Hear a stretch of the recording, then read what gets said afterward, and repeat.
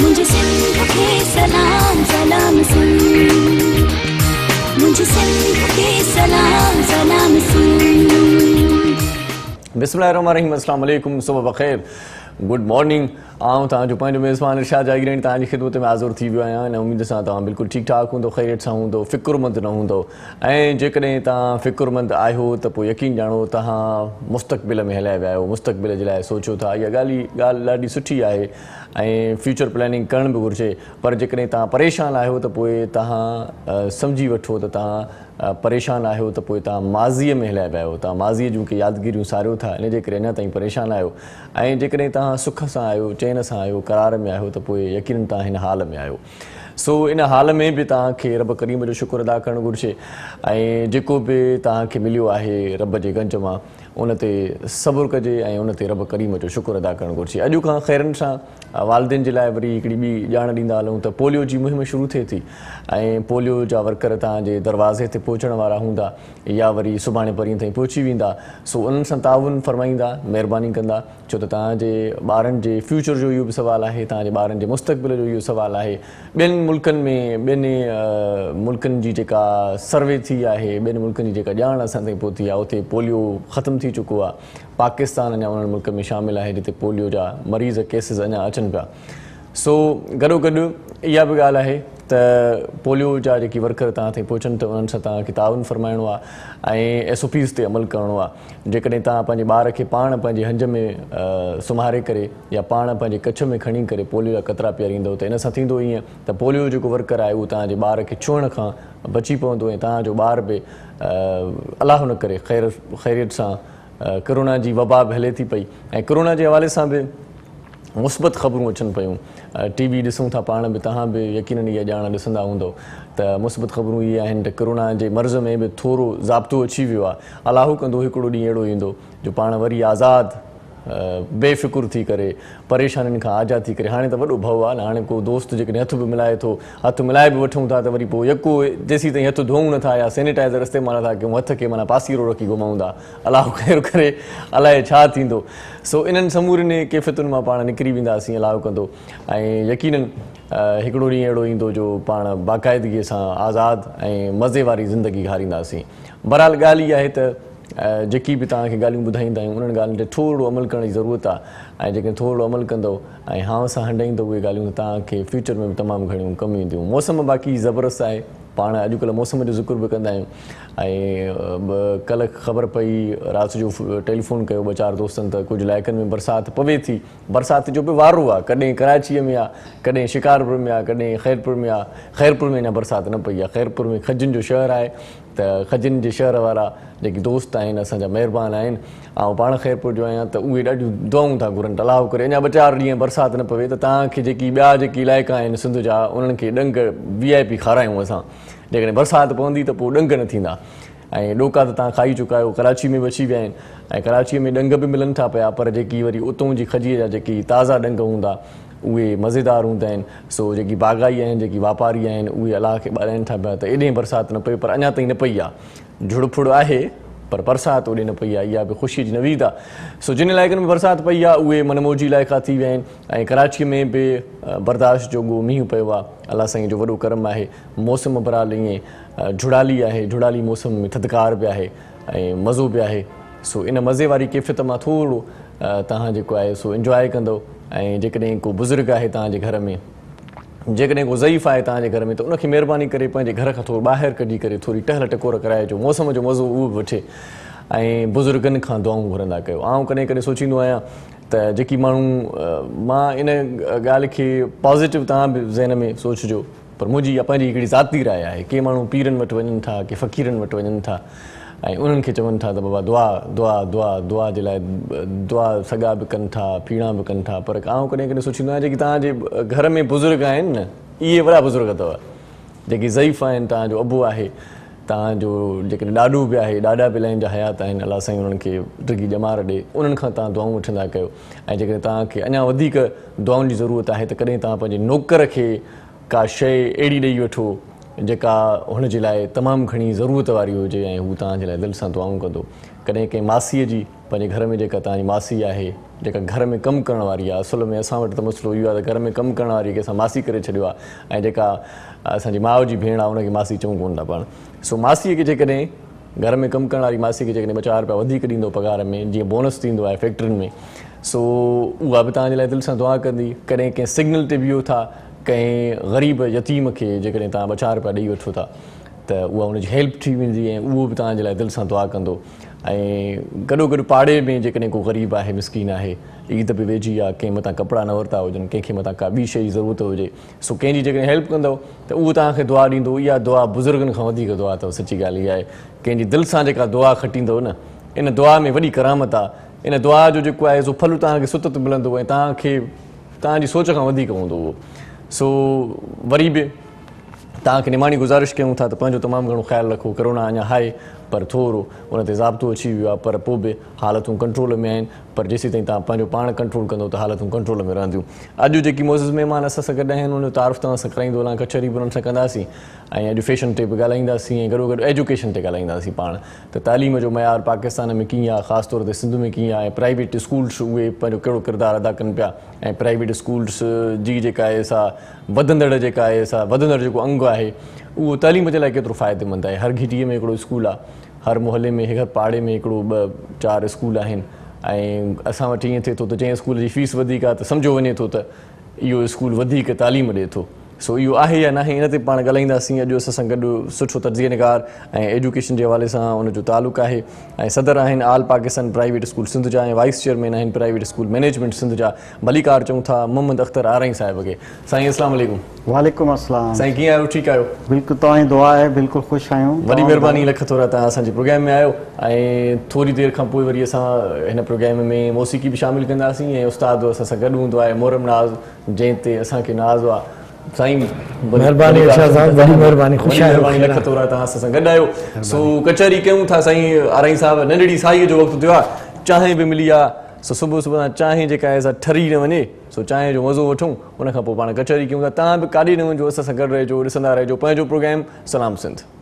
मुझे सिंध के सलाम सलाम सिंध, मुझे सिंध के सलाम सलाम सिंध, मुझे सिंध के सलाम सलाम सिंध, मुझे सिंध के सलाम सलाम सिंध। सलाम सिंध में हिकु भेरो वरी तव्हांखे भलीकार चऊं था। नंढड़ी साई वरितीसीं, जल्दी मोटी आयासीं तव्हांजी ख़िदमत में ऐं जल्दी मोटी अचण खां पोइ तव्हांखे वरी जल्दी इहो ॿुधायां त असांजे प्रोग्राम में हिकिड़ी ॿी महिमान शख़्सियत बि शामिलु थी चुकी आहे, प्रोग्राम जो हिसो थी चुकी आहे। जीअं मां तव्हांखे पहिरियां बि ॿुधाए चुकुसि इंट्रो में त अॼु फैशन ते बि ॻाल्हाईंदासीं त कहिड़ो फैशन आहे जेको मार्केट में हिन वक़्तु इन आहे ऐं कहिड़ो फैशन आहे जेको मार्केट मां आउट थी वियो आहे ऐं इन आउट इहो फैशन्स जो रहे थो पियो, पर उहो लिबास पाण खे पाइणु घुरिजे या पाण उहो पहिराण पाईंदा आहियूं जेको पाण खे सूट कंदो आहे ख़ासि तौर ते। ऐं कॾहिं कॾहिं जेको पाण खे सूट कंदो आहे पंहिंजी दिलि का दिलि चवंदी आहे उहो वरी पोइ अॻिते हली करे ॿिए खे जॾहिं भांइ पवंदो आहे त उहो बि उहो ई उहो पाईंदो आहे वॻो, त इहो हिकिड़ो फैशन में शामिलु थी वेंदो आहे। सो असीं भलीकार चऊं था। फैशन डिज़ाइनर आहे असां सां गॾु अॼु अतिया हसन। अस्सलाम वालेकुम। कैसी हैं जी? ठीक हैं आप? बिल्कुल ठीक। बहुत शुक्रिया, आप भी हमारे प्रोग्राम में तशरीफ लाई। सबसे पहले आगाज़ ही आपसे करते हैं, क्या आजकल मार्केट में इन है फैशन के हवाले से और क्या आउट है? आजकल इन येलो कलर साड़ियाँ हैं, अच्छा, भरे हुए कुर्ते हैं, दुपट्टे हैं और येलो कलर बड़ा इन है आजकल। अच्छा, ये क्या वजह क्या है? येलो कलर तो मतलब गर्मी में तो ज़्यादा आंखों को ये चुभता है कलर। चेक करें तो आपको मार्केट में नज़र आएगा लाइट डार्क येलो बहुत इन है इस वक्त। अच्छा अच्छा जी। तो ये ख़वातीन की पसंदीदा, ये मतलब नहीं, ख़वातीन जब पसंदीदा एक कलर चीज़ है। का ट्रैक चलता है तो सभी यूज़ करते हैं, पसंद करते हैं, खरीदते हैं। अच्छा, तो येलो कलर बड़ा इन है और कैजुअली आजकल सादे कुर्ते कमीशन वाले बहुत इन हैं। अच्छा अच्छा। और यही आजकल लोग पसंद कर रहे हैं। पहले जैसे लोग वेस्टर्न ड्रेस पसंद कर रहे थे, अब लोगों का माइंड चेंज हो गया है। अब लोगों की सोच वापस पीछे की तरफ जा रही है, जो पहले का कल्चर था। अच्छा, अच्छा, उसी को लोग तो वापस आ रहा है वही कल्चर। बिल्कुल, कभी वापस आता है, कभी चला जाता है, हाँ। कभी नई डिज़ाइन हो जाती है। अच्छा, आप खुद भी डिज़ाइनर हैं, खुद भी डिज़ाइनिंग करती हैं आप? ये ड्रेस भी मैंने खुद ही ड्रेस। अच्छा अच्छा, माशाल्लाह। ये तो सादी सी डिज़ाइन है जैसे। जी। इसके अलावा भी? इसके अलावा भी हम ड्रेसेस बनाते हैं, ब्राइडल भी बनाते हैं और अच्छा। बच्चों के भी बनाते हैं और बड़ों के भी बनाते हैं। जैसे शादी ब्याह के कपड़े मतलब होते टेलर मास्टर भी खुद हैं आप? हैं। नहीं अच्छा, डिजाइनर है नहीं, खाली? ऐसे डिजाइनर जो भी हमें अच्छा। आप कहेंगे कि हमें इस तरह का ड्रेसेस चाहिए तो हम आपको बना के देंगे। अच्छा अच्छा, माशाल्लाह, ज़बरदस्त। मज़ीद बात करते हैं आपसे, क्या आजकल हो रहा है फैशन के हवाले से ज़्यादा। साईं, यो अख्तर साहब, स्कूल भला खुलनी कोन था, छा भला सायो आहे हुकूमत जो, का ख़बर चार तर्ज़िया निगार आयो माशाल्लाह तव्हां हुकूमत जो इन हवाले सां छा था रायो ॾिसो, ऐं तव्हां पाण बि स्कूल खोलण जे हक़ में आहियो या ठठ ठां घर में चओ था भले बंदि हुजनि? असां त साईं एहतजाज करियूं पिया त अच्छा। स्कूल खुलनि, छो त स्कूल बंदि हुजण जे करे पूरे पाकिस्तान में 15 लख टीचर बेरोज़गार थी विया आहिनि। छो त जेकॾहिं फंड्स हूंदा, 1 महीनो 2 महीना पघारूं मिलंदियूं, स्कूल ओनर्स पघार ॾींदा, पर जेकॾहिं वधीक महीना बंदि रहंदो त किथां ॾींदा, बजट ई कोन्हे, छो त वालिदैन फीस न पिया ॾेई सघनि। अच्छा। छो त पोइनि ॾींहंनि में जेके मिडिल क्लास या लोअर क्लास हुआ, जेके उन्हनि जी ज़ाहिर आहे उन्हनि जो रोज़गार जो मसइलो बि थी वियो, जंहिंजे करे उन्हनि जी इनकम घटि थियण सां उन पंहिंजे ॿारनि जी फीस ॾियणु बंदि करे छॾी। त बेसिकली तालीम त असांजे लाइ ॾाढी ज़रूरी आहे। जीअं की क़ाइदे आज़म चयो त हीअ त असांजो यानी कि matter of life and death, ऐं हिन में त असांखे इग्नोर न करणु घुरिजे, पर हुकूमत जी पॉलिसीज़ ख़बर न पई पवे त वफ़ाक़ी हुकूमत छा थी चाहे, सूबाई हुकूमत छा थी चाहिनि। सही। हींअर तव्हां ॾिसो त 6 महीना थियण वारा आहिनि, 5 महीना थी चुका आहिनि, स्कूल बंदि आहिनि। सो स्कूल जो सर्वाइवल न आहे। ऐं तव्हांखे ॿुधायां त प्राइवेट स्कूल ई उहे स्कूल आहिनि जंहिं क्वालिटी एजुकेशन अॼु ताईं ॾिनी आहे। न त जेके गवर्नमेंट स्कूल्स आहिनि उन्हनि जी त एजुकेशन तव्हांखे ख़बर आहे, हू त ठठ ॾेई वेठा आहिनि घर में, हुननि खे पघारूं फुल पई मिलनि, न कटौती आहे न कुझु, ऐं उन्हनि खे त उहे पघार मिलंदी आहे। सो इन करे असांजा उहे ॿाहिरि त ख़ुशि आहिनि जेके गवर्नमेंट स्कूल टीचर्स आहिनि। जेके प्राइवेट स्कूल टीचर आहिनि उहे 15 लख त टीचर ऐं 5 लख तक़रीबन नॉन टीचिंग स्टाफ जेको बेरोज़गार थी वियो आहे, उन जी फ़िक्र करणु घुरिजे। ऐं कोई ग्रांट न आहे गवर्नमेंट जी तरफ़ खां। ॾिसो शुगर जो शॉर्टफॉल थियो या कुझु थियो त उन ते हिकिड़ी गवर्नमेंट हिकिड़ी ग्रांट ॾेई छॾी अरबे रुपया, ऐं बिज़नेसमैन खे त अरबे रुपया मिली था वञनि, पर जेको एजुकेशन सर्विस आहे जेका हुकूमत जो जी हेल्प पई थिए, आर्टिकल 25A जे तहत बुनियादी ज़िम्मेदारी गवर्नमेंट जी ई आहे, बल्कि बुनियादी छा बेसिक आहे ई गवर्नमेंट जी ज़िम्मेदारी। ठीक सही। त हू हर ॿार खे मैट्रिक ताईं फ्री पढ़ाए ऐं सुठी एजुकेशन ॾे। पाण फ्री न पिया पढ़ाए सघनि, पाण जेके आहिनि सवाइ गवर्नमेंट स्कूल खां कुझु बि न पिया करे सघनि, त प्राइवेट सेक्टर स्कूल में पेरेंट्स वञी करे पंहिंजे ॿारनि खे पढ़ाइनि था। इवन एजुकेशन डिपार्टमेंट जो हिकिड़ो घटि में घटि स्केल वारो माण्हू आहे, तव्हां हुनखे प्यून चई था सघो या कंहिं बि स्केल जो, हू बि वञी करे नंढे प्राइवेट स्कूल में ई ॿार खे पढ़ाए पियो। त हाणे छा आहे त प्राइवेट स्कूल त हेल्प पिया करनि गवर्नमेंट जी, ऐं गवर्नमेंट हिकिड़ो टके जी हेल्प न पई करे, त हीउ ज़ुल्म आहे, गवर्नमेंट खे घुरिजे। पर मूं ॿुधो आहे त जेकी प्राइवेट स्कूल आहिनि उहे पंहिंजी फीसिस चार्ज कनि थियूं हिन वक़्त में। ॾिसो साईं, ॻाल्हि इहा आहे त ट्यूशन या होमवर्क ॾेई करे हिकिड़ो सिलसिलो हले पियो पंहिंजी तरीक़े सां, कोशिशि त कई वञे कयूं पिया, छो त असांजो सर्विस पिया ॾियूं उन्हनि खे, त पर उन में तक़रीबन 10% खां 25% ताईं रिकवरी आहे, इन खां वधीक रिकवरी आहे ई कोन। 75% रिकवरी असां वटि डेटा मौजूदु आहे। ऑल पाकिस्तान बेस ते बि असां वटि डेटा मौजूदु आहे, छो त मां सदर आहियां all Pakistan private schools federation जो, ऐं मुंहिंजो सूबे सिंध जो सदर आहियां, ऐं जेको असांजी सूबे सिंध जी एसोसिएशन आहे जो मां वाइस चेयरमैन आहियां, प्राइवेट स्कूल्स मैनेजमेंट एसोसिएशन, असां वटि डेटाबेस मौजूदु आहे। असांजो गुज़ारिश इहा आहे त गवर्नमेंट ॿियो न करे त बग़ैर सूद खां बग़ैर इंट्रस्ट खां, तव्हांखे यादि हूंदो त की शिनाख्ती कार्ड ते 5 लख 10 लख कर्ज़ मिली वञे पियो पोइनि ॾींहंनि में, त कम अज़ कम जेके रजिस्टर्ड स्कूल आहिनि जंहिंजो रजिस्ट्रेशन सर्टिफिकेट गवर्नमेंट जो आहे, ऐं उनजो जेको ओनर आहे उनजे शिनाख्ती कार्ड ते उनखे 1 मिलियन या 10 लखनि जो कर्ज़ ॾेई छॾनि घटि में घटि, त हू कुझु बिल्डिंग जो रेंट अदा करे वठे, कुझु हू पघारूं ॾेई छॾे, ताकी हुननि जो रोज़गार बि हले टीचरनि जो, ऐं हू बेरोज़गार बि न थियनि, ऐं स्कूल जल्दी खोलियो वञनि। स्कूलनि जो मुतालबो असां इहो कयो आहे त हाणे घटि में घटि, छो त सुभाणे त अचे ई न पई, सुभाणे कॾहिं ईंदी न आहे, छो त शागिर्दनि खे प्रोमोट बि कयो वियो हिन साल, मतिलबु इहो बग़ैर इम्तिहान जे पास बि कयो वियो। बिल्कुलु, हीअ बि एक्चुअली ईअं न थियणु घुरिजे आहे, ज़ाहिर ॿार लेज़ी थी वेंदा आहिनि, ढिला थी वेंदा आहिनि, पोइ पढ़ंदा न आहिनि। अॻे असांजो एजुकेशन सिस्टम तव्हांखे ख़बर आहे केतिरो, वरी 2-4 ॾींहं त वालिदैन बि पढ़ाईअ में इंट्रस्ट वठनि पिया, उन्हनि खे पढ़ाइनि पिया, हाणे उहे बि सुस्त थी विया आहिनि। माना इहो हिकिड़ो पुराणो मसइलो थी वियो न, त पोइ ढरो थो थी वञे। मां तव्हांजो आख़िरी हिकिड़ो अर्ज़ु कयां त हाणे असांजी डिमांड आहे त हाणे गवर्नमेंट जेको वाइदो कयो हुयो 15 अगस्त जो, त 15 अगस्त ते स्कूल लाज़मी खोलियो वञे, छो त हाणे ॾिसो तव्हां पाण ई ख़ुशख़बरी ॿुधाई त हींअर डिक्लाइनिंग ते आहे। ऐं ॿी ॻाल्हि इहा, दुनिया जो डेटा आहे त 36 लखनि तां हिकु ॿार अफेक्टिव थिए थो। हे दुनिया जो WHO जो स्टेटमेंट आहे, असांजो न आहे।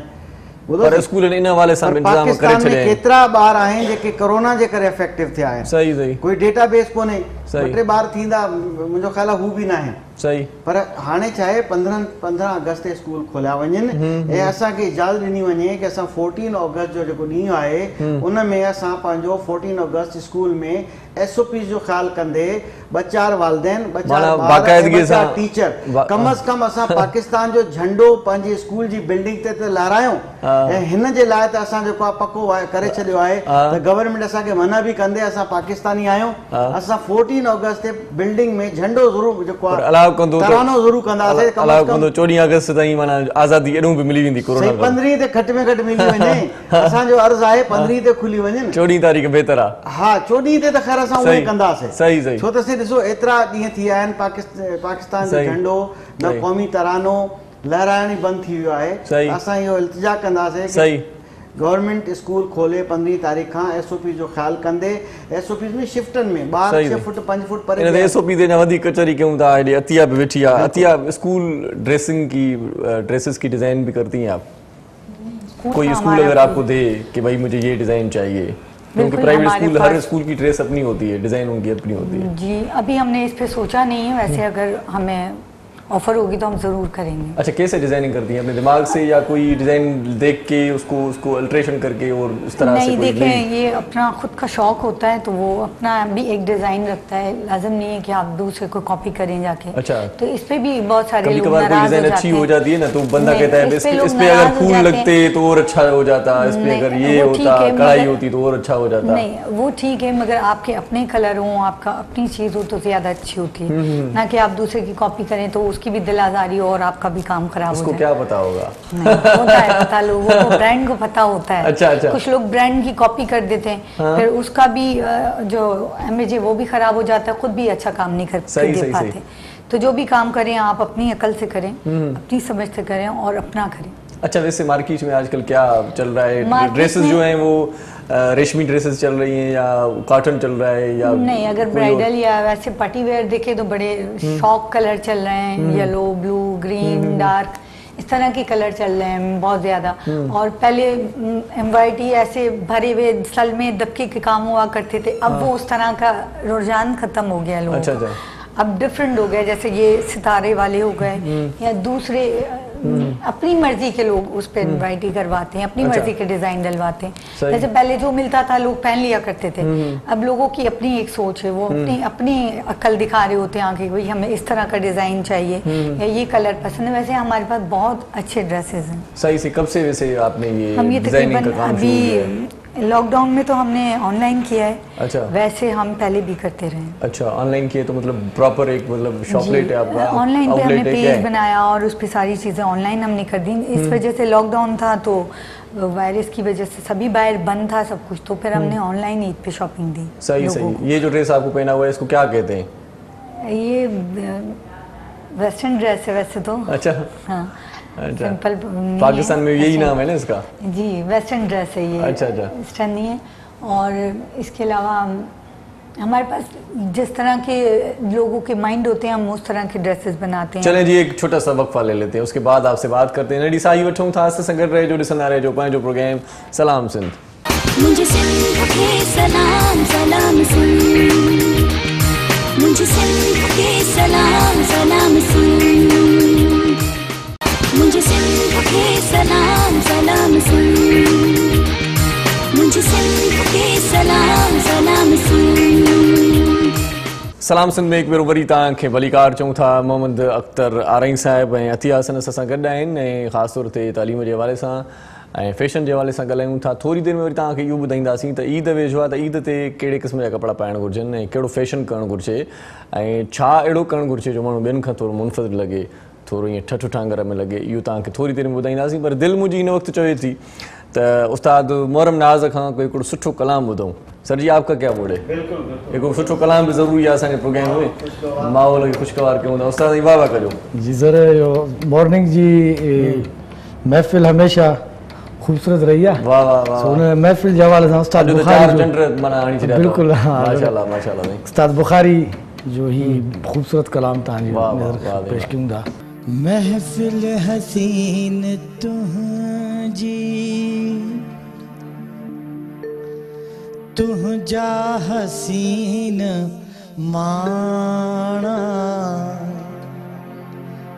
हित मीर पीर आहिन नाणे बिना विकाणा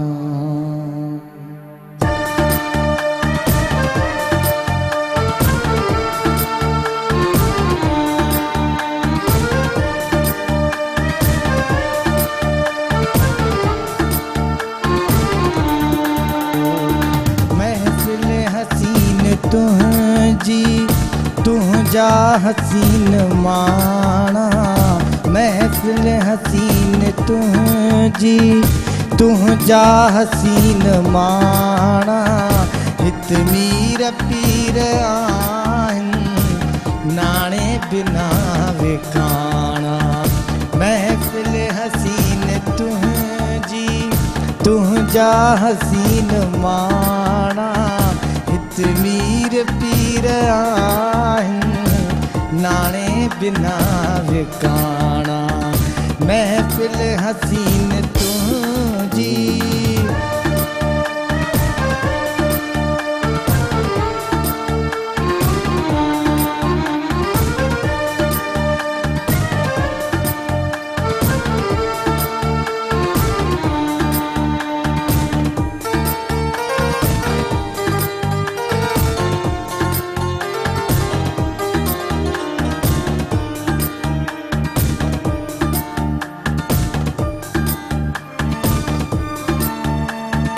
डाढा वॾा शिकारी आया शिकार थी विया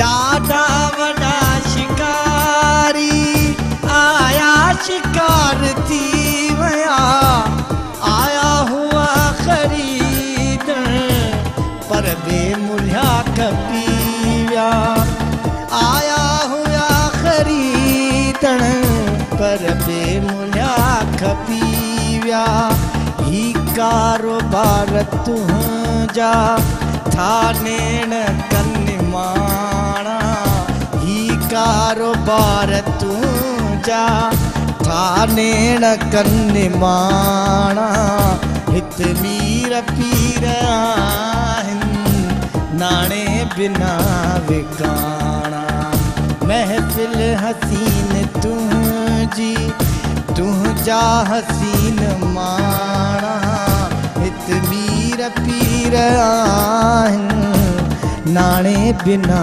विकाणा महफिल हसीन तुझी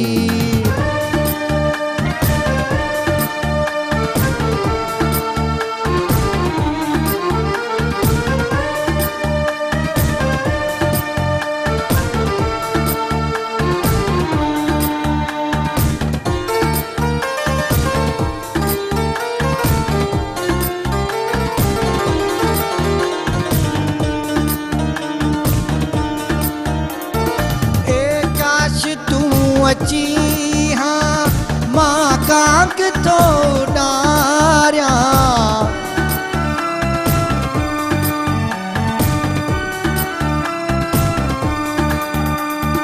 हे काश तू अची हाँ मां कांक तो डारिया अहिड़ी जगह किथे जो तोखे खणी विहारिया अहिड़ी जगह जिथे जो तोखे खणी विहारिया छाती कयां विछाणो बाहूं ॾियां विहाणा छाती कयां विछाणो बाहूं ॾियां विहाणा हित मीर पीर आहिन नाणे बिना विकाणा महफिल हसीन तुझी तुझा हसीन माणा हित मीर पीर आहिन नाणे बिना विकाणा महफिल हसीन तुझी। वाह सदवा सफ़ा माना महफ़िल हसीन तुंहिंजी तुंहिंजा हसीन वाणा। महफ़िल वाकई हिन कलाम खां पोइ हसीन वारी थी वई। असां बि हुन कैफ़ियत में फीलिंग्स में अची वियासीं। सर शायरी उस्ताद जी अहिड़ी बुखारी थी, केरु आहे जी मंज़ूर साहब वरी तमामु बहितरीन ॻायो। वाह वाह बाहूं कयां विहाणा। हाँ बाहूं कयां विहाणा। वाह वाह सही वाह मज़ो अची वियो। अच्छा अतिया गर्मी का मौसम में वैसे तो आजकल लंबी कमीज़ें ज़्यादा चल रही हैं या शॉर्ट शर्ट्स चल रही हैं ज़्यादा? शॉर्ट चल रही हैं। अच्छा अच्छा कोई मोटी बंदी हो तो उसको क्या सजेस्ट करेंगे आप कि कौन सी डिज़ाइन पहननी चाहिए, कौन से कपड़े पहनने चाहिए, ढीले या फिट कपड़े पहनने चाहिए? उसको शलवार ढीली पहननी चाहिए, बहुत फिटिंग के ट्राउजर्स नहीं पहनने चाहिए या चूड़ीदार पजामे। अच्छा या वो पहने तो फिर उस पर लंबी कमीज पहने। अच्छा ताकि वो अच्छी लगे, अच्छी भी लगे और लोगों को भी अच्छा लगे। सही सही। लोग देखने वाले को भी अच्छा लगना चाहिए। सिर्फ आप पहने और आपको अच्छा लगे और सामने वाले को अच्छा ना लगे तो ये भी बेहतर बात नहीं है। थोड़ा सा मोटापा भी कम लगे इस तरह के कपड़े पहनने चाहिए। लंबे होने चाहिए और पूरे कपड़े होने चाहिए। सही सही। फिटिंग वाले कपड़े होंगे तो बंदा मोटा ही लगेगा। फिटिंग वाली भले ही हो मगर जो आपकी शलवार होती है, जो ट्राउजर्स होते हैं वो लूज होने चाहिए क्योंकि आप वैसी वेट आपका ज्यादा है, फिर आप अपनी टांगे दिखाएं, बच्चे हैं, फैमिली है, बाहर जा रही है, दुपट्टा उड़ जाता है, संभलता नहीं है कुछ औरतों से, अबाया नहीं होती या घर में कैजुअली वो पहनी होती हैं और वो फिट पहन लेती हैं, वो 4 दिन भी कपड़े नहीं उनके चलते, वो कहीं ना कहीं से वो फट जाते हैं। तो फिर वो बेचारे कहाँ से अफोर्ड करेंगे? हर 4 महीने बाद तो 6 सूट नहीं बना सकते ना।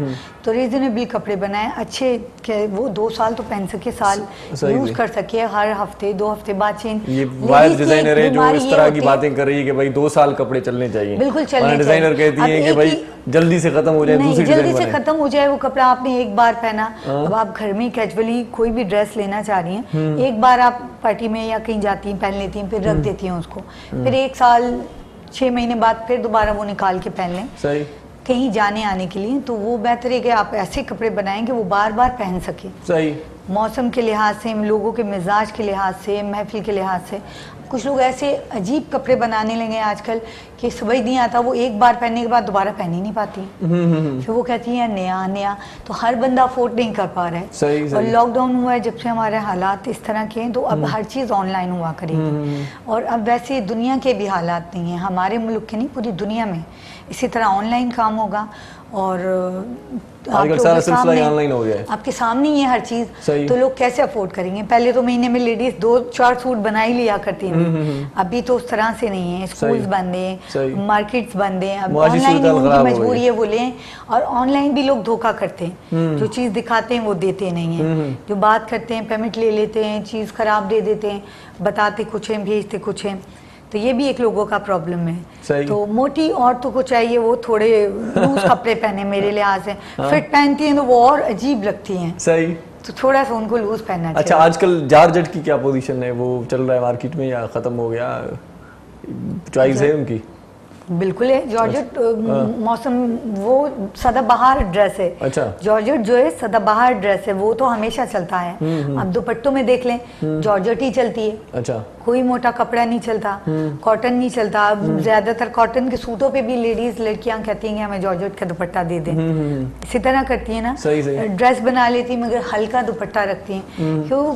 कैजुअली वो पहनती हैं और उनके कैरी करने में बहुत मुश्किल होती है। अब इतना बड़ा दुपट्टा, इतना भारी, पहले ड्रेस भारी फिर दुपट्टा भारी, ये भी एक मसला होता है। और खुद भी भारी बंदा, हाँ तो फिर तो बड़ा मसला है। फिर तो मसला ही मसला है। तो आप अपनी बॉडी के लिहाज से ड्रेसेस पहने, अगर आप स्लिम हैं तो थोड़ा हैवी कपड़े पहने, भरे हुए फिट पहनेंगे मतलब आप अच्छी लगे। अब आप खुद पतली सी हैं, फिर आपने लूज से कपड़े पहन लिए तो आप अजीब लगेंगी। अब एक पतली दुबली लड़की आप उसको इतनी बड़ी आस्तीन बना दे, वो हाथ नजर नहीं आएगा, फंसा रहेगा उसको। तो ये पहले लोग समझते थे नहीं मोटी है तो उसको फिट कपड़े पहनने चाहिए, नहीं उसको दरमियाने ड्रेसेस पहनने चाहिए। अच्छा। और अगर जो पतली दुबली लड़की है उसको थोड़ा लूज पहनना चाहिए, मतलब बहुत ज़्यादा भी नहीं कि आप बिल्कुल ही उसको हैंगर पे कपड़े टांगने हैं, उसको बहुत ही अजीब लगे। उसके साइज़ के होने चाहिए, उसकी मर्जी के। अब ये भी लोग अक्सर करते हैं कि इतनी पतली लड़की और इतने फिट कपड़े बना देते हैं कि वो समझ ही नहीं आता है। अब वो जब हमारी बुटीक में या हमारे पास आते हैं ना, हम उनको गाइडलाइन देते हैं कि आप पे ये सूट करेगा, आप ये पहने। सही। तो बहुत सारे लोग, बहुत सिंपल होती हैं लड़कियां, उनको समझ ही नहीं होती कि मैं क्या पहनूं, मैं कैसे अच्छी लगूं।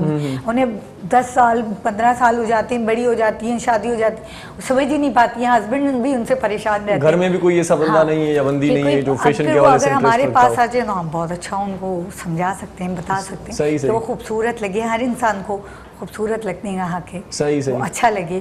और देखें, जिस तरह स्कूल होते हैं या मेडिकल होते हैं, हर तरह हर चीज़ का एक मेयार है। अब आपने ब्लू कलर पहना है तो आपने सोच समझ के पहना होगा, आपको पसंद भी होगा।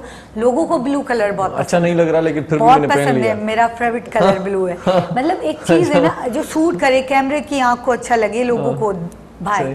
बहुत सारे लोग, अभी आप रेड सूट पहन के आ जाते हैं, लोग पहन आते हैं, येलो कलर पहन आते हैं लड़कियां अक्सर।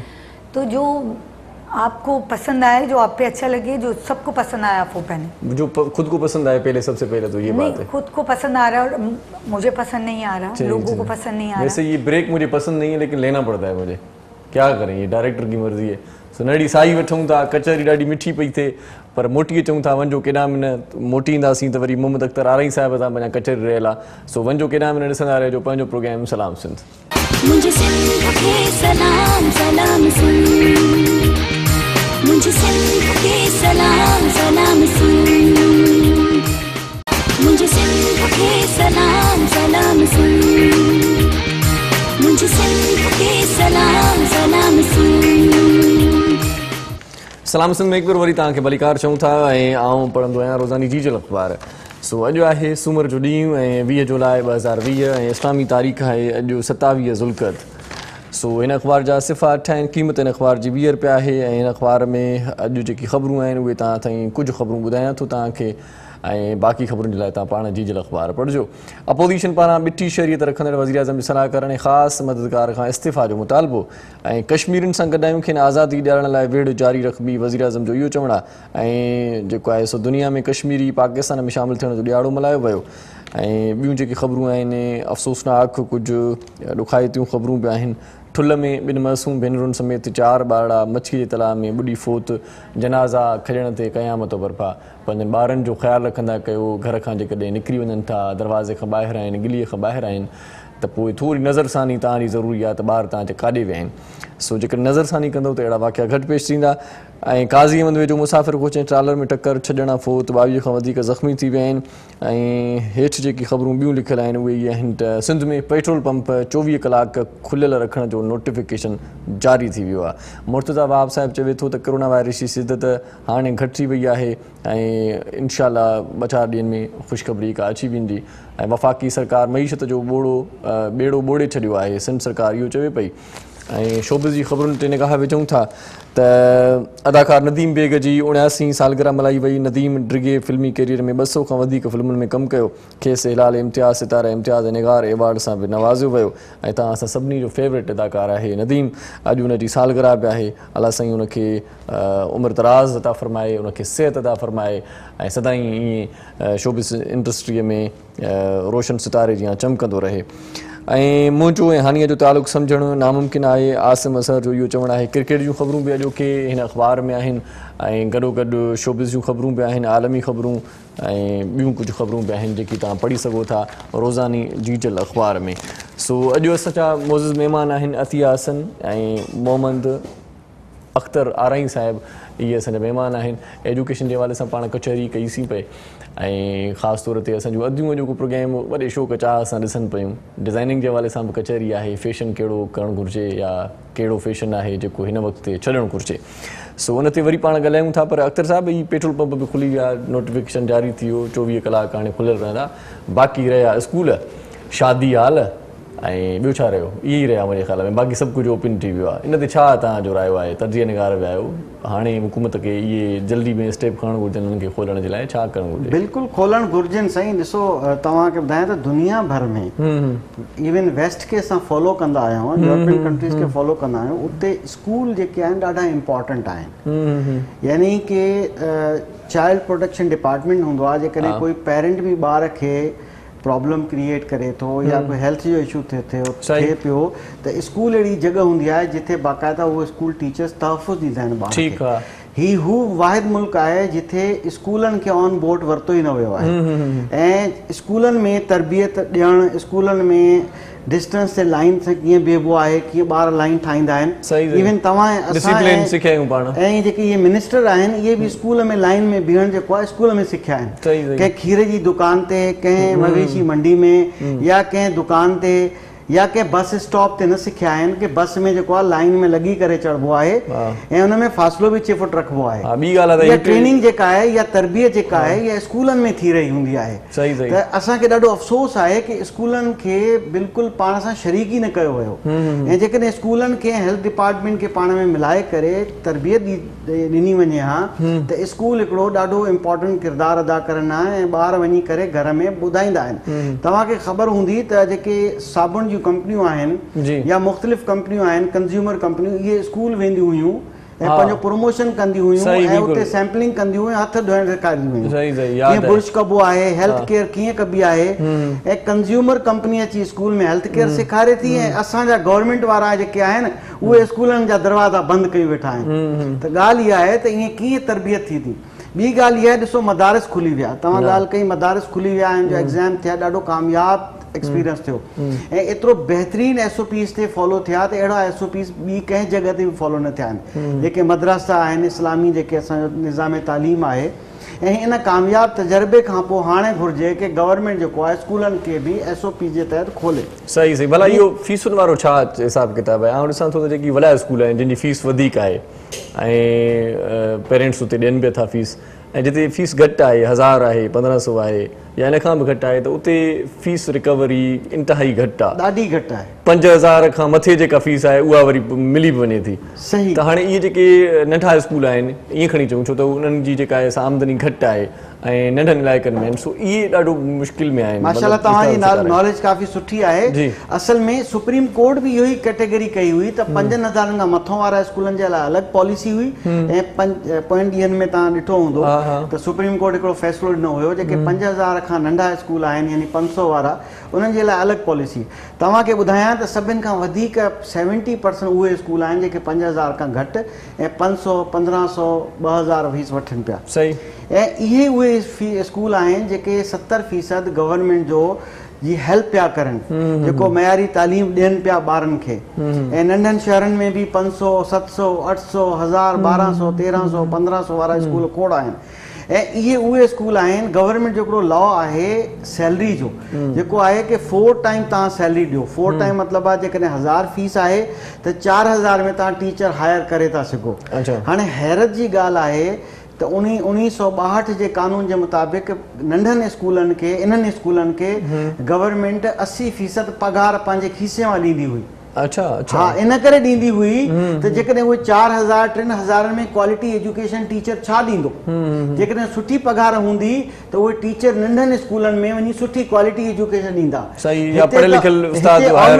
एग्ज़ैक्टली हिते ऑलरेडी मयारे तालीम खे ॾाढी एफर्ट करणी थी पवे उन स्कूल मालिकान खे पंहिंजे खीसे मां विझी एक्स्ट्रा पैसा उन्हनि खे ॾियणो थो पवे ऐं तॾहिं क्वालिटी एजुकेशन अचे थी पई ऐं उहे स्कूल आहिनि जेके वीचारा हिन वक़्तु फ़ाक़े जो शिकार आहिनि उहे टीचर आहिनि जेके बेरोज़गार थी विया आहिनि हिकु त पघार घटि ऐं उहे ई वालदेन आहिनि जेके वालदेन जा ॿार नंढनि स्कूलनि पिया वञनि पिया त गवर्नमेंट खे इमरजेंसी तौर ते इन्हनि नंढनि स्कूलनि खे ग्रांट ॾियणु घुरिजे एतिरे अरबे रुपया अचनि था जेके एजुकेशन जी बजट में उन में ॿिनि इदारनि खे ग्रांट मिले थी प्राइवेट सेक्टर में जेके 25A जे तहत गवर्नमेंट जे आर्टिकल जे तहत तव्हांजी मदद पिया करनि गवर्नमेंट मदद पिया करनि उन्हनि खे छो नथी ग्रांट ॾिनी वञे इहा हैरत जी ॻाल्हि आहे इन जो मतिलबु आहे तालीम दुश्मनी क्लियर नज़र थी अचे हाणे मदारिस जो तजुर्बो कामयाबु थी वियो हाणे उन खां पोइ बि स्कूल जेके न खोलनि जेकॾहिं मैरिज हॉल न खोलनि त पोइ त वॾी ॻाल्हि आहे,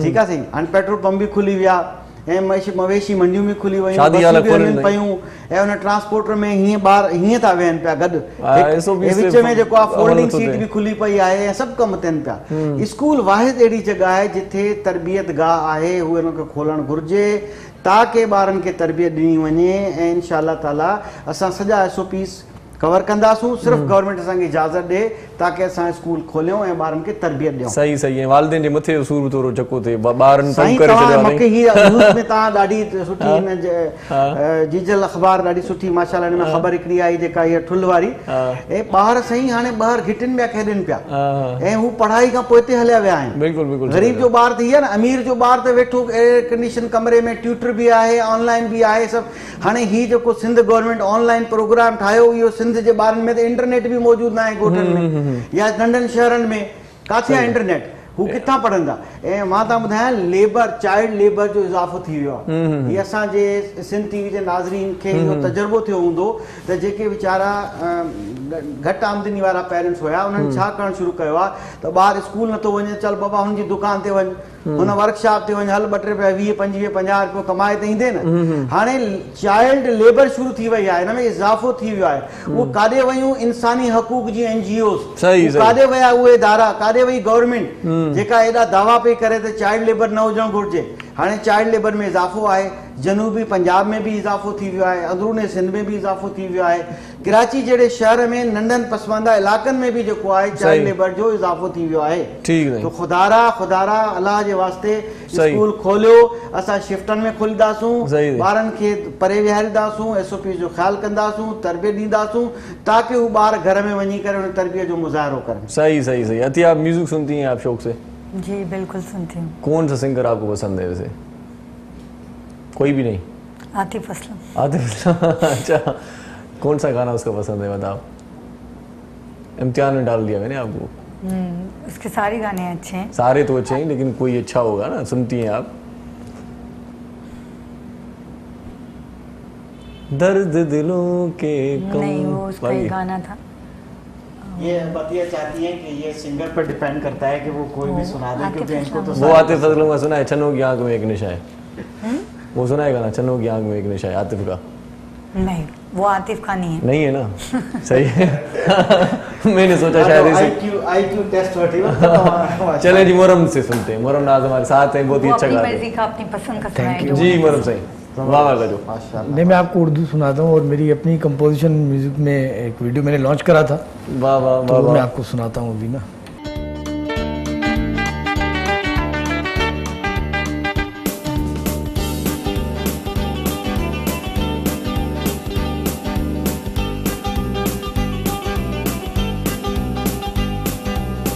अकेला सफर और यादें तुम्हारी, अकेला सफर और यादें तुम्हारी, भुला ना सकूंगा बातें तुम्हारी, भुला ना सकूंगा बातें तुम्हारी, अकेला सफर और यादें तुम्हारी, अकेला सफर और यादें तुम्हारी, भुला ना सकूंगा बातें तुम्हारी, भुला ना सकूंगा बातें तुम्हारी, अकेला सफर और यादें तुम्हारी, अकेला सफर और यादें तुम्हारी, बस बातें हाँ बातें हैं तेरी सनम, हाँ यादें बस यादें हैं तेरी सनम, अकेला सफर बातें तेरी सनम, अकेला सफर बातें तेरी सनम।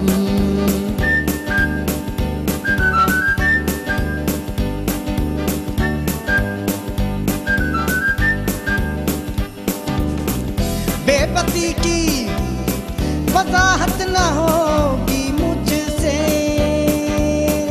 बेबसी की वजाहत न होगी मुझसे, नींद से जगाए आहटें तुम्हारी, नींद से जगाए आहटें तुम्हारी, भुला न सकूंगा बातें तुम्हारी, तुम्हारी भुला ना सकूंगा, बातें तुम्हारी अकेला सफर और यादें तुम्हारी, अकेला सफर और यादें तुम्हारी।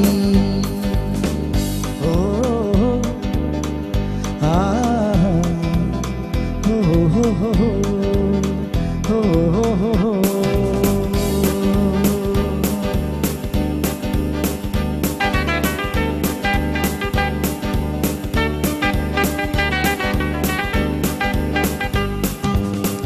दिल पे पत्थर कितने रखूं मैं अमर, हो दिल पे पत्थर कितने रखूं मैं अमर, हो पत्थर बन गई चाहते तुम्हारी, पत्थर बन गई चाहते तुम्हारी, भुला ना सकूंगा यादें तुम्हारी, भुला ना सकूंगा बातें तुम्हारी, अकेला सफर और यादें तुम्हारी, अकेला सफर और यादें तुम्हारी, भुला ना सकूंगा बातें तुम्हारी, भुला ना सकूंगा बातें तुम्हारी, अकेला सफर और यादें तुम्हारी, अकेला सफर और यादें तुम्हारी। बस बातें हाँ बातें हैं तेरी सनम, हाँ यादें बस यादें हैं तेरी सनम, अकेला सफर बातें तेरी सनम, अकेला सफर बातें तेरी सनम।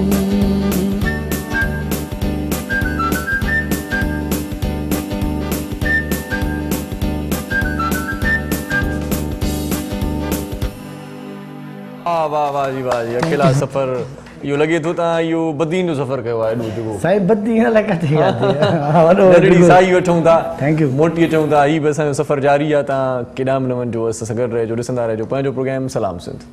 मुझे सिंध के सलाम सलाम सुन, मुझे सिंध के सलाम सलाम सुन,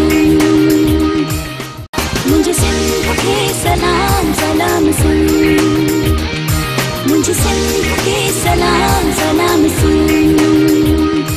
सलाम सिंध में हिकु भेरो वरी तव्हांखे भलीकार चऊं था। मुहर्रम नाज़ जी आवाज़ में ख़ूबसूरत कलाम ॿुधोसीं ऐं जल्दी वरी मोटी आयासीं। मोहम्मद अख्तर आरई साहब ऐं असां सां गॾु अतिया हसन गॾु आहिनि। सो कचहरी पंहिंजी हले पई। अतिया, मुझे ये बताएं कि मौसम का कलर्स पे कोई फ़र्क पड़ता है या कलर्स इस हिसाब से उसकी सिलेक्शन होती है? मौसम के हिसाब से बाहर का मौसम आता है तो मलबूसात अलग हो जाती हैं, तो ये क्या? बाहर के मौसम में फंकी कलर लोग पहनते हैं, पिंक पहनते हैं, येलो ज़्यादा पहनते हैं, फिर मैं दोबारा येलो का जिक्र करूँगी, और शॉक कलर पहनते हैं। मौसम के हिसाब से, मौसम के हिसाब से शॉक कलर पहनते हैं। चुपती हुई गर्मी में तो कोई नहीं डार्क कलर नहीं पहने जाते, लाल कलर नहीं पहन के निकलते, सही से शॉक कलर। मगर जब बारिश हो रही होती है अक्सर लोग yellow, pink, green, blue colour पहन के बाहर आ जाते हैं। अच्छा। तो बहुत खूबसूरत लगते हैं मौसम के लिहाज से खिलते हुए। तो मौसमों के भी कलर होते हैं, सही सही, और कपड़ों के भी मौसम के लिहाज से कलर, तकरीबात के भी कलर होते हैं। शादी में अलग कलर, शादी में बर्थडे में अलग कलर, लड़कियां ज्यादा पहनती हैं, किसी पार्टी में अलग कलर, पार्टी में पार्टी वेयर पहनती हैं, सिंपल लाइट पहनती हैं पार्टी में, क्योंकि पार्टी वेयर है। ब्राइडल में जैसे शादी हो रही है तो फिर रेड पहनेंगी और पर्पल पहनेंगी, ग्रीन पहनेंगी, ब्लू पहनेंगी, येलो पहनेंगी, और बहुत सारे दुनिया में कलर हैं जो भी खूबसूरत उनको लगे वही पहने। अच्छा, किसी ज़माने में माजी करीब में बनारसी कपड़े पहनने का बड़ा रिवाज था, वो आजकल कम दिखाई दे रहा है। वो अब लोग उससे बहुत दूर हो गए हैं। वैसे बनारसी कपड़ा बहुत खूबसूरत होता था, ये तो महंगा भी बहुत होता था। सिंपल ड्रेस लेने जाएं तो हमारे यहाँ पहले, अभी भी आज भी हमारे यहाँ जैसे दुल्हन को जो उनकी नानी दादी के ड्रेसेस होते हैं वो निकाल के पहना देते, यहाँ तक कि हमारे यहाँ अभी भी बनारसी जो रखा हुआ होता है निकाह में वही जोड़ा पहनाया जाता है। सही। जो 20 साल पुराना सास ने दिया होता है ना, फिर वो निकाह के वक्त निकाल के दुल्हन को उसके सर पे दुपट्टा उड़ाएंगे। सही। तो वो रस्म है एक हम लोगों की ना, सही। कि वो जो सास ने पहना था, उसकी सास ने दिया था, वो उसकी दादी ने दिया था, वो दुपट्टे हमारे यहाँ आज भी रखे हैं, मतलब इस तरह से। तो शादियों में चलते हैं, मगर कुछ लोग अभी भी आज भी बड़े बड़े मॉडल्स एक्टर्स अपने माँ के ड्रेसेस पहन रहे होते हैं, उनकी कॉपी करके ड्रेसेस बनवा रहे होते हैं कि जो हमारी अम्मी ने पहना था, जो मेरी माँ ने पहना था, मेरी वाइफ भी वैसे ही ड्रेस पहने। सही सही। और लड़कियां फिर जो जैसे पहले फ्लावर वाली डिजाइन्स भी आती थी, कपड़ों पे फ्लावर्स छपे होते थे, ये डिजाइन भी कम होती थी। मुझे इतना पुराना याद तो आप नए जमाने की हैं। मैं इतनी पुरानी नहीं हूँ, यकीन करें। मुझे बस ये याद है वो बनारसी कपड़ा हुआ करता था, वो भी खड्डी लगा होता था उस पे, कभी हमने देखा है वो बनारस की तरफ 8.5 नंबर कोई औरंगी में था, तो साड़ियाँ पहनते थे कोई, या वो गरारे बनाते थे। तो मेरी बड़ी बहन की भी शादी में उन्होंने गरारा दिया और बनारसी ही दिया है, मैं सच बता रही हूँ। तो हमारे यहाँ आज भी पहना जाता है क्योंकि हम हिंदुस्तानी उर्दू स्पीकिंग। अच्छा अच्छा। तो वो उर्दू स्पीकिंग जिसे कहते हैं महाजिर जिन्हें, तो हम लोगों के आज भी वही बनारसी कपड़े पहने जाते हैं। बाकी लोगों के यहाँ सलमा दबका और वो जो दूसरे टाइप के कपड़े होते थे भरे हुए, ऐसे उससे खड्डी से बनते थे, अब वो लोग नहीं पसंद करते, वो काला हो जाता है, ब्लैक पड़ जाता है, वो अटकता है ना कपड़े में, तो वो जो है ना वो फंस जाते हैं, दुपट्टों में फंसता है तो फंस जाता है, फट जाते हैं। सेफुन जॉर्जेट पे पहले काम हुआ करता था, फिर उनको शॉपरों में रखते थे लोग। अच्छा। शॉपर में अखबार के कपड़ों में लपेट के फिर वो बड़ी हिफाजत से रखे जाते थे, और बल्कि सोने के तारों से भी बनते थे और चांदी के तारों से भी बनते थे हमारे यहाँ। तो वो ड्रेसेस जो होते थे हमारे यहाँ, कुछ जो दुल्हन है बहुत एक्सपेंसिव कपड़े पहनती थी, वो चांदी के तारों से पहनती थी, उनके दुपट्टों में काम चांदी का हुआ होता था, सलमे दबके का काम होता था, तो वो बड़ा एक्सपेंसिव था। अब लोगों के शौक खत्म हो गए उस तरह के नवाबों वाले शौक जो थे हमारे, अब नहीं है। अच्छा, हिंदुस्तान का आपने जिक्र किया बनारसी कपड़ों के हवाले से, तो हिंदुस्तान से आया एक मतलब वो फैशन डिजाइन इंडियन स्टाइल, मेरे मुंह से निकल गया, इंडियन स्टाइल होते हैं बहुत सारे। अभी प्लाजो भी इंडिया से आया है हमारे पास। प्लाजो का क्या आजकल, इसको प्लाजो आजकल तो नहीं चल रहा प्लाजो, आजकल तो मतलब कम हो गया ना, आउट हो गया ना। अभी आप जाके देखें, मैं नाम नहीं लूंगी ब्रांड का, आप देखें बहुत अच्छी कमी शलवारें चल रही हैं जो हमारे सिंधी कल्चर है। मैं तो खुद पहनती हूँ, इतनी प्यारी प्यारी मैं बड़ी बड़ी शलवारें लेके आई हूँ, घेर वाली, हर तरह की शलवारें। प्लाजो कम हो गया अब, प्लाजो का इतना जोर नहीं है। सही सही सही, बिल्कुल भी नहीं है, शलवारों का है। सिंपल जो कमी शलवारें लोग पहनते, आप देखिए मार्केट में कहीं में भी आपको नहीं मिलेगी। सही सही सही, बिल्कुल नहीं है फैशन प्लाजो का। ये ट्राउजर जो लड़कियां पहनती हैं, सिंपल सीधी खड़ी शलवार जिसे कहते हैं, या बहुत घेर वाली भी पहनती हैं, मगर आम दिनों में सिंपल शलवारें लड़कियां पसंद करती हैं, ट्राउजर जो भी हैं उनको आप कहते हैं सिंपल पजामा, हमारे यहाँ तो उर्दू में यही कहा जाता है, सादा सादी शलवार, खड़ा पैंची के शलवार कहते हैं हम लोग उर्दू इस तरह से बोलते हैं। सही सही।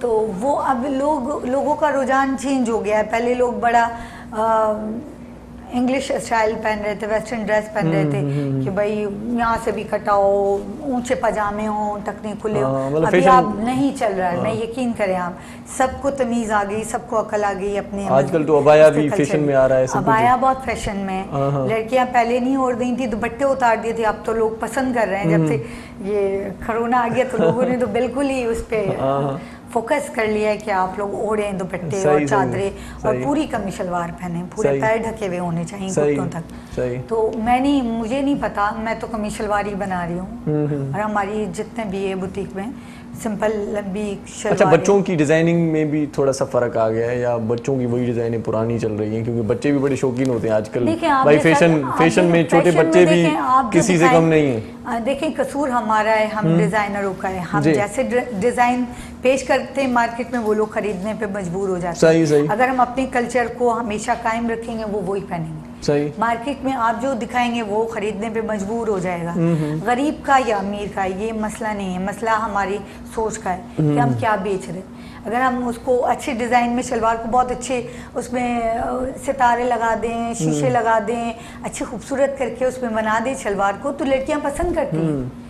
बानिस्बत पैंट स्कर्ट के ज्यादा शलवारें खूबसूरत लगती हैं। सही। मगर वो आप उसे बना के भी तो देना। सही या बगैर स्लीव, हाफ स्लीव्स या ये चल रहे हैं नहीं पहनना चाहिए, फुल स्लीव पहननी चाहिए। हम मुसलमान हैं सबसे पहले। तो ये डिजाइनिंग की बात है ना, जैसे आपने कहा कि हम कसूरवार हैं, मतलब अपने कल्चर के हिसाब से ड्रेसिंग बना के दें लोगों को। अब आप बगैर आस्तीन के बना देंगे, ना करते हुए भी आप बच्ची पहन ही लेगी, कहेंगे चलो कोई बात नहीं, बच्ची थी, बच्ची फिर आदी हो जाएगी, फिर बड़ी होगी, फिर वही करेगी, फिर वो तो फिर हमारा मुआशरा किस तरफ जाएगा, आप खुद अंदाजा लगा। सही सही सही है। तो कपड़े एक खूबसूरत लिबास आपका शख्सियत को निखार देंगे।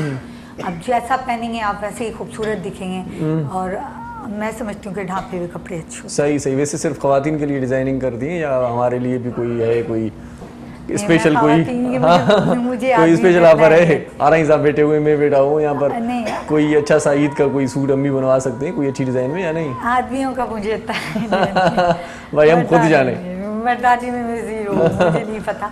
मगर लेडीज़ का ये कि आप जो भी फैशन डिज़ाइनर है उनके लिए मेरा एक मैसेज है कि आप अपने कल्चर को ना छोड़ें। हम पाकिस्तानी हैं, मुसलमान हैं, आप उनको वो ड्रेस दें जो हमारे बच्चों के लिए आगे बेहतर हो, उनको बिगाड़े ना। सही सही। अंग्रेज़ों का कल्चर अपने ऊपर ना डाले कि बाद में हमें परेशानी हो जाए। ऐसे डिजाइनिंग का आइडिया किस तरह से लेती हैं आप? कंप्यूटराइज मतलब कोई नेट वगैरह से कोई सहूलत है या खुद ही बिल्कुल ही अपने दिमाग से, प्योर अपने दिमाग से? देखें, मैं लोगों को कॉपी नहीं करती कभी, ये एक बहुत बड़ी कमजोरी है कि मैं आपको नहीं, काफी अलग बात है, आइडिया अलग बात है। किसी को देख के भाई आइडिया आ गया। देखें, आप शलवार में आप अगर कोई अच्छा डिजाइन डाल दें, बरी हुई शलवार बना लें, सिंपल शलवार बना लें, नीचे तक बना लें, पैरों तक, मतलब इतनी ना उठाएं कि पूरी टांगें आपकी दिख रही हों, लड़कियों की खासकर। तो आपकी जैसी सोच होती है, आप वैसी ही चीज़ करने लगते हैं। अगर मुझे कपड़े अच्छे लगते हैं, मुझे खूबसूरत ड्रेसेस बहुत पसंद, अच्छे कपड़े, अच्छे जूते, अच्छा पहना ओढ़ा बंदी जो भी है लड़की, तो मुझे अट्रैक्ट करता है। जो चीज़ आपको पसंद होती है आप उसी फील्ड में जाते हैं। सही सही। आपको अगर एंकरी का शौक है तो आप एंकर ही बनेंगे, आप जज नहीं बन जाएंगे जाके, हाँ, डॉक्टर नहीं बन जाएंगे। तो मुझे कपड़ों का बहुत शौक है, और हमारी बेसिकली हमारा काम भी कपड़े का ही।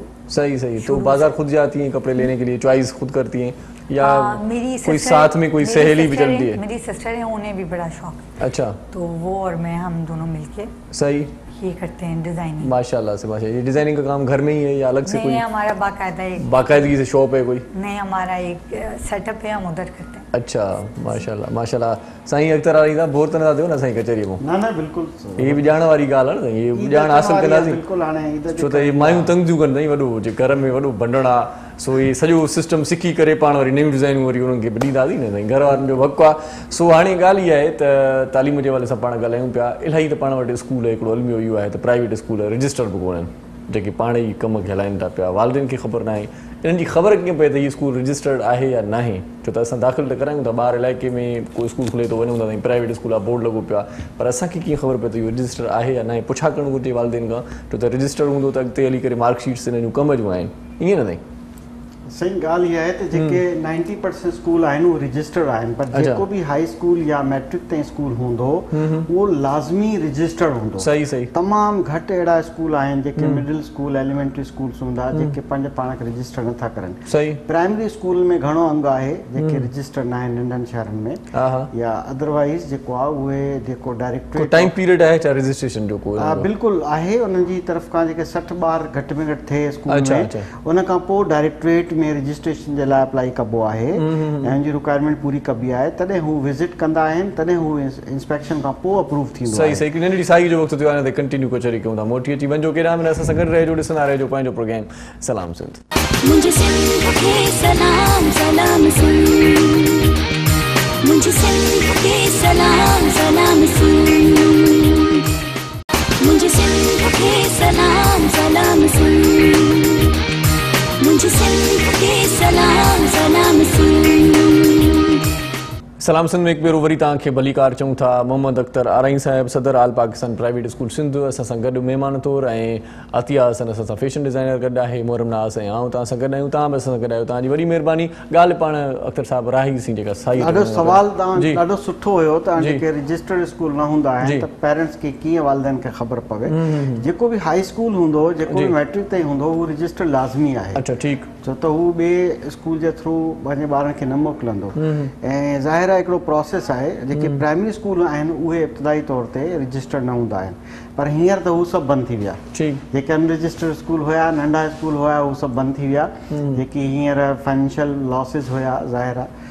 पर असल में हींअर गवर्नमेंट खे घुरिजे त 15 अगस्त ते स्कूल लाज़मी खोले, छो त जेकॾहिं हींअर स्कूल न खोली थी त जेके ॿार चाइल्ड लेबर जो शिकार आहिनि, जेके ॿार हींअर ॿाहिरि घिटियुनि में रुलनि पिया या जेको बि परेशानी आहे, ज़ाहिर आहे उन सां जेको आहे तालीम में ॿार पोइ ते पइजी वियो आहे। अॻे ई असांजो तालीमी निज़ाम सुठो न आहे ऐं क्वालिटी एजुकेशन आहे कोन, मेमोराइज़ेशन यानी रटे वारो सिस्टम आहे, सर्टिफिकेट वठण वारो सिस्टम आहे, हू ॿारु पोइ ते हली वियो आहे। ऐं ज़ाहिर आहे जेकॾहिं त मदारिस जो जेको तजुर्बो थियो आहे SOP जो, उन खां पोइ बि जेकॾहिं गवर्नमेंट नथी खोले, इन जो मतिलबु आहे गवर्नमेंट ॼाणी वाणी हाणे जेको आहे उहो नथी चाहे स्कूल खोलनि। हाणे सखर जी तव्हां ॿुधायां API असांजी एसोसिएशन आहे, बशीर चन्ना साहब, उन्हनि जी बि तमामु ख़िदमात आहिनि असांजे सखर रीजन में, बल्कि अंदरूनी सिंध में जेके आहिनि असांजा तक़रीबन 25% स्कूल बंदि थी विया आहिनि। अच्छा, ही हिकिड़ी ॾाढी अलार्मिंग सिचुएशन आहे। ऐं कराची शहर में बि काफ़ी जेके पसमंदा इलाइक़ा आहिनि उन जा स्कूल बंदि थी विया आहिनि। वॾा स्कूल बंदि न थिया आहिनि, उहे फाइनेंशियल स्ट्रॉन्ग हूंदा आहिनि, उन्हनि खे जे 6 महीना बि बंदि रहंदा त को मसइलो न आहे, पेरेंट्स फीस ॾियनि पिया। पेरेंट्स फीस कंहिंखे नथा ॾियनि, नंढनि स्कूलनि नथा ॾियनि, जेके ग़रीब स्कूल आहिनि उन्हनि खे नथा ॾियनि। ऐं उन्हनि जी जेकियूं ग़रीब टीचर आहिनि, ग़रीब चवणु मुनासिबु न आहे, वाइट कॉलर चवणु बहितर आहे, उहे जेकियूं आहिनि उहे कंहिंजे हथां अॻु हथ बि नथा फैलाए सघनि ऐं उहे वीचारा बेरोज़गार थी विया आहिनि। सो ही जेको आहे गवर्नमेंट जी ज़िम्मेदारी आहे कि हुननि खे कम अज़ कम लोन ॾे या शख़्सी ज़मानत ते लोन ॾे, रजिस्टर स्कूल जेको हुजे उन्ही खे लोन ॾे, ॿिए खे न ॾे, रजिस्ट्रेशन सर्टिफिकेट ॾिसे ऐं शिनाख्ती कार्ड ते हिकिड़ी ज़मानत ते लोन ॾे। इहो न चवे त तव्हां प्रॉपर्टी मॉर्गेज करायो ऐं कम अज़ कम 10 लखनि ताईं लोन ॾे ताकी सर्वाइवल थी वञे। ऐं जेकॾहिं इहे स्कूल ख़तमु थी विया त पोइ अल्लाह हाफ़िज़ आहे पढ़ाई जे लाइ, छो त तालीम पोइ न बचंदी। गवर्नमेंट स्कूल जो हाल तव्हांखे ख़बर आहे, पोइ तालीम महांगी थी वेंदी, सुठा स्कूल बची वेंदा, नंढा स्कूल ख़तमु थी वेंदा जेके ख़िदमत पिया करनि। पर विच में ऑनलाइन स्कूल जो सिस्टम सही सॼो फ्लॉप। इंटरनेट हले कोन पियो, ग़रीब ॿार जे घर में इंटरनेट आहे कोन, एॾा पैकेजिस महांगा आहिनि। मोबाइल फ़ोन हिकिड़ो आहे, मुश्किल सां स्मार्ट फ़ोन हर कंहिं वटि न आहे अवेलेबल, कंप्यूटर हर वटि अवेलेबल न आहे। गवर्नमेंट जेको खोलियो हिते सिंध गवर्नमेंट जेको कयो उहो सिस्टम फ्लॉप थी वियो, हुन में कोई कामयाबी न आहे। ऐं तव्हांखे पाण बि इहा तव्हां सर्वे कयो ऐं उहे बि गैलप सर्वे जे मुताबिक़ 74% यानी कि 74% वालदेन चाहिनि था स्कूल खुली वञनि। पर हाणे बि जेकॾहिं गवर्नमेंट नथी चाहे खोलणु त पोइ गवर्नमेंट जी जेका आहे इहा नाइंसाफ़ी आहे ऐं इहो तालीम खे ख़तमु करण जे मुतरादिफ़ आहे। तालीम ख़तमु थी वई त महांगी थी वेंदी। इहे ग़रीबनि जा ॿार जॾहिं इहे जेके वॾा स्कूल आहिनि ऐं जेके इहे फ्रेंचाइज़ स्कूल आहिनि इहे बची वेंदा ऐं फ्रेंचाइज़ स्कूल में पोइ ॿारु न पढ़ाए सघंदो 5, 6, 7, 8, 10 हज़ार फीस में। पोइ जेके 1500 वारा, 500 वारा, 1200 वारा, 700 वारा जेके स्कूल आहिनि, पोइ इहो आवाम त वीचारी ग़रीब गवर्नमेंट स्कूल में मोकिलींदी, तालीम जो बेड़ो गर्क थी वेंदो। पर छा था सम्झो आरई साहब, जेको ही आउं ॾिसां पियो वायुमंडल त हर घिटीअ में 2-4 स्कूल थी विया आहिनि, हिकिड़ो बिज़नेस न आहे, तालीम जो मयार किरी पियो आहे ऐं कमु वधियो आहे। तव्हां हिन ते छा चवंदो? माना हिकु त नंढा जेके स्कूल आहिनि जंहिंजो पाण ज़िक्र कयूं पिया, उते उस्ताद बि मैट्रिक पास बि कोन्हनि ऐं उस्तादनि खे पाण तालीम उहा प्रॉपर माना हिकिड़ी एजुकेशन आहे कोन, उहे ॿारनि खे पढ़ाइनि था पिया नंढी फीस ते, घटि फीस ते अहिड़ा ई उस्ताद मिलंदा, त पोइ स्कूल जो वधणु या तालीम जो घटिजणु छा था सम्झो? असल में सी इहा जेकी गवर्नमेंट जी पॉलिसीज़ हूंदियूं आहिनि न, हिकिड़ा पैरामीटर्स टोटली पॉलिसीज़ ते डिपेंड कंदो आहे। मां तव्हांखे 1962 जो कानून ॿुधायो जंहिंमें जेकॾहिं सुठी पघार मिलंदी त हिकिड़ो क्वालिफाइड टीचर ईंदो न हिकु नंढे स्कूल में। जॾहिं पघार बि तव्हांखे किथां ग्रांट बि नथी मिले ऐं तव्हांजो कानून आहे जी 4 फीसनि जे बराबरि, 500 वारो 2000 में हायर कंदो न, पोइ 2000 में छा मिलंदो? हिकिड़ो मैट्रिक पास मिलंदो। तॾहिं बि उहो मैट्रिक पास बि कुझु न कुझु ॿारनि खे पढ़ाए थो, छो त पाण मैट्रिक करे आयो आहे, जीअं बि पढ़ाए थो। पर जेके हू स्कूल आहिनि जेके BEd, MAd, मास्टर 2-2 डिग्रियूं आहिनि, तव्हां ॾिठो हूंदो की तव्हांजो मीडिया ई सर्वे कंदो आहे, जॾहिं टीचर खां माइक खणी पुछंदो आहे त फलानी स्पेलिंग ॿुधायो या फलानी शइ ॿुधायो, त उन्हनि वीचारनि खे ख़बर न हूंदी आहे। या स्कूल में अचानक विज़िट कंदी आहे कंहिं NGO ऐं हू रिकॉर्ड कंदी वरी सोशल मीडिया ते अची वेंदी आहे, एॾा ख़बर पवंदी आहे। उनखां उहो उस्ताद खे वीचारे खे ख़बर न हूंदी आहे, रुगो डिग्रियूं। उनखां उहो मैट्रिक चङो जेको कम अज़ कम 2, 3, 5 क्लास प्राइमरी ॿार खे पढ़ाए त थो न। सही ईअं न चवणु घुरिजे। प्राइवेट सेक्टर जेको आहे उनजी वॾी ख़िदमत आहे। जेकॾहिं प्राइवेट सेक्टर माइनस करे छॾियो न त पोइ तव्हांजे स्कूल मुंहिंजो तालीम जो अल्लाह हाफ़िज़ आहे, क़ाइदे आज़म जो उहो कॉल ख़तमु थी वियो, पोइ सम्झो त तव्हां बर्बादी जी तरफ़ आयो ऐं बसि एजुकेशन ख़तमु, ऐं पाकिस्तान में एजुकेशन महांगी थी वेंदी, ग़रीब जो ॿारु छड़ो नौकरियूं कंदो या मैकेनिक ठहंदो या काथे न काथे असिस्टेंट लॻंदो ऐं बसि ही कमु कंदो, ॿियो कोई कमु न हुन वटि अवेलेबल हूंदो। सो इहा ॾाढी वॾी महिरबानी आहे। हुकुमराननि खे घुरिजे त ख़ुदा जे वास्ते 15 अगस्त ते स्कूल खोलियो ऐं 14 अगस्त ते असांखे क़ौमी तरानो ऐं परचम लहराइण जी इजाज़त ॾिनी वञे। असां पाकिस्तानी आहियूं, इहा मुंहिंजी इल्तिजा आहे।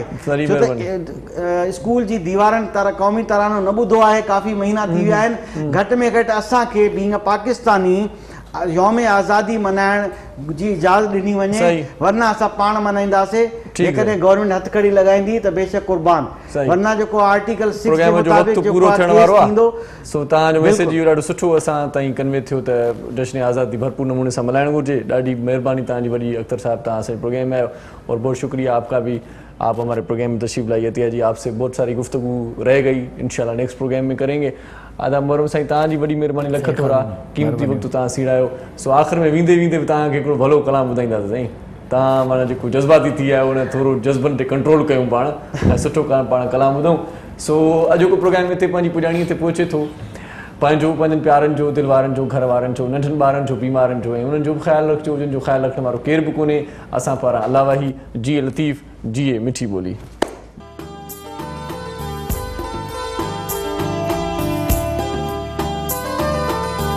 अच प्यारा ही अखड़ियूं आतियूं,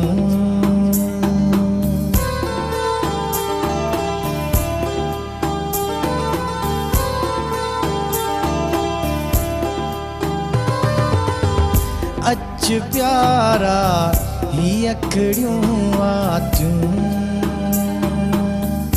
अच प्यारा ही अखड़ियूं आतियूं। रोज़ ॾिसण लाइ पाइनि जातियूं, रोज़ ॾिसण लाइ पाइनि जातियूं। अच प्यारा ही अखड़ियूं आतियूं, हो अच प्यारा ही अखड़ियूं आतियूं। रोज़ ॾिसण लाइ पाइनि जातियूं, रोज़ ॾिसण लाइ पाइनि जातियूं। अच प्यारा ही अखड़ियूं आतियूं।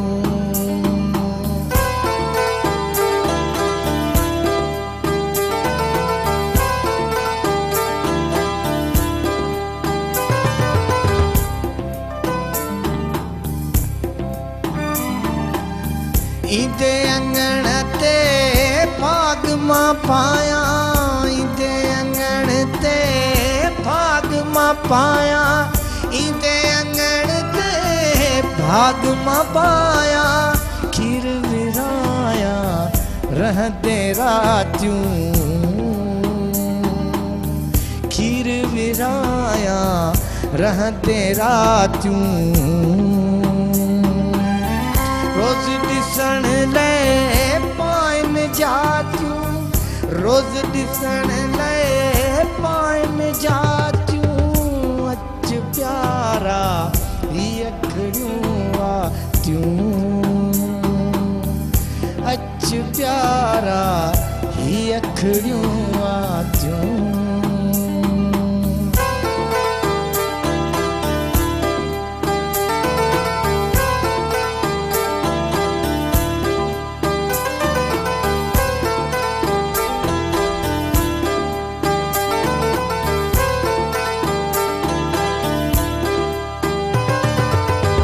सांगी मुंहिंजो साहस के थो, सांगी मुंहिंजो साहस के थो, सांगी मुंहिंजो साहस के थो, सांगी मुंहिंजो साहस के थो। अच प्यारा ही अखड़ियूं आतियूं, अच प्यारा ही अखड़ियूं आतियूं। रोज़ ॾिसण लाइ पाइन जाचू रोज ॾिसण ले पाइन जाचू अच प्यारा ही अखड़ियूं आतियूं हो अच प्यारा ही अखड़ियूं आतियूं